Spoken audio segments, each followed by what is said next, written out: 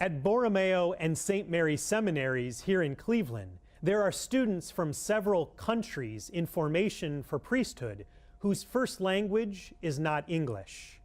So, as a faculty member, I am frequently reminded that there are some English words that do not translate well into other languages.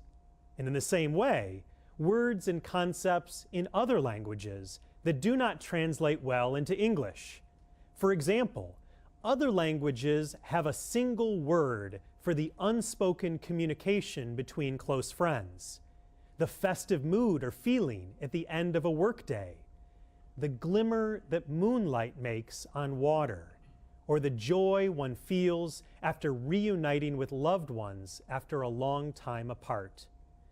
All of these phrases have a single word in another language, but they lack a single word in English. This is the same problem we face with the repeating word in our second reading this weekend, taken from the first letter of St. Paul to the Corinthians. The reading is probably one of the most famous passages of all St. Paul's writing, but there is no one word in the English language that describes the Greek word that he uses, agape. In English, we translate the word agape as love, but it is more than that. Agape describes a love beyond all telling. It reflects the way God loves.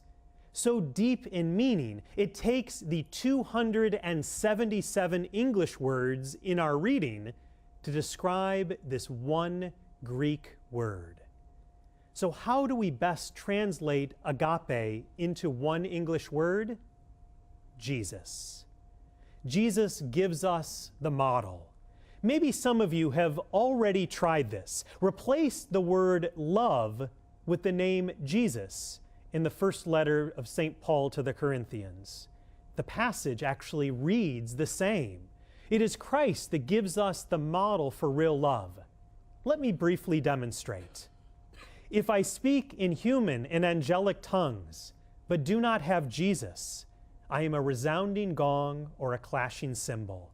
If I have the gift of prophecy and comprehend all mysteries and all knowledge, if I have all faith so as to move mountains, but do not have Jesus, I am nothing. If I give away everything I own, and if I hand my body over so that I may boast, but do not have Jesus, I gain nothing. Jesus is patient. Jesus is kind. Jesus is not jealous. Jesus is not pompous. Jesus is not inflated. Jesus is not rude. Jesus does not seek his own interests. Jesus is not quick-tempered. Jesus does not brood over injury. Jesus does not rejoice over wrongdoing, but rejoices with the truth. Jesus bears all things, believes all things, hopes all things, endures all things. Jesus never fails. As we begin this month of February, let us be reminded of what real love is calling us to love Jesus more and more, and to love others more like Jesus. It is more than a warm feeling of affection. It is not afraid to speak and act on the truth, even when everyone turns on you and wants to throw you over a cliff. We need this love in our lives. We need to share this love in our homes, our schools, and especially with those who are in need. No one word can describe it for us. It is love beyond all telling.